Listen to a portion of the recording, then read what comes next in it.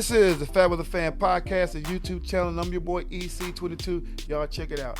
We've come to the end of the NFL regular season, going into the playoffs, all right?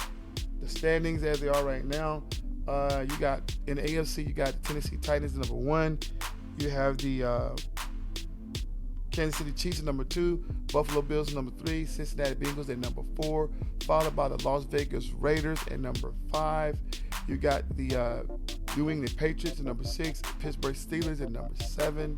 In the NFC, you got Green Bay Packers at number 1, Tampa Bay Bucks at number 2, Dallas Cowboys number 3, and the Los Angeles Rams at number 4. Then you go into the Arizona Cardinals at number 5. You got the San Francisco 49ers number 6, and the Philadelphia Eagles at number 7. So when the playoff hit, you already got Green Bay, Tennessee, both hold the one spot. They got a first round bye, and the rest of the teams have to play the wild card position in the first round. So the first round, I got all home teams winning. All wild card positions will be out. So that means I got Cowboys over the Niners, Bucks over the Eagles, and I got Rams over Cardinals, then Bills over Patriots, Bengals over Raiders, and the Chiefs over the Steelers. Now, that's my prediction. I believe all the home teams are going to win Saturday and Sunday. But if there gotta be an upset, I would probably go with Pittsburgh over Kansas City, the Raiders over the Bengals, and maybe Patriots over Bills. And they're all in the AFC. So the NFC, I just don't, maybe the Cardinals over Rams, okay? I just see the Cowboys beating the 49ers, Bucks beating the Eagles. Rams and Cardinals. Cardinals can't pull out a victory on that one, but I just chose Rams. Bills, Patriots, they split their season rivalry, but we'll see. Bengals and the Raiders. Bengals been hot for these last couple of games. If they can take that into the playoffs, they're going to have an easy win when it comes down to the Raiders. But the Raiders are the Raiders, the Bengals are the Bengals. There could be upset. I don't know. And the Chiefs over the Steelers. Chiefs. I mean, Steelers win, but I don't know. Chiefs. I got the Chiefs on that. I ain't no upset on that. Chiefs all the way. Ben Roethlisberger will be retiring come this weekend.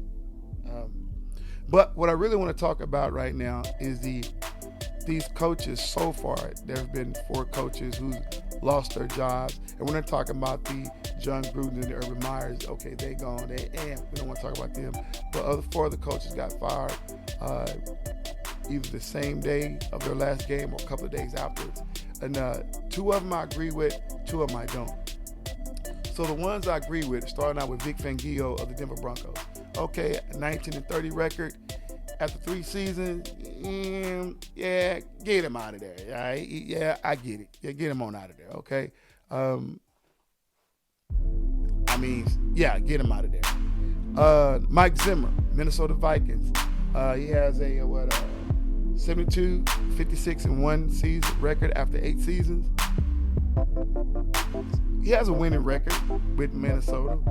8 seasons, kind of a while. I think maybe after 8 seasons is good enough time to start blaming the coaches and letting them be the fall guy when your team have several back-to-back unsuccessful seasons, right? Get him on out of there, okay? Get him out of there.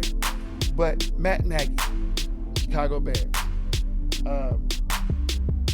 34 and 31 record in 4 seasons. He was coach of the year his first season, 2018 season. Took that team to the playoffs. Had a great. Then after that, he kind of fell off.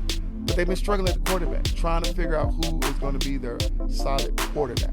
And I don't think that it's fair to fire someone when you're still looking for somebody to run the organization on the field as far as your quarterback. He went around and got Justin Fields, so now let him get another year to see how he handled with Fields. 4 years with a winning record, that's not fair. I don't think that's fair. Brian Flores, he has a 24-25 record in 3 seasons, and he let him go.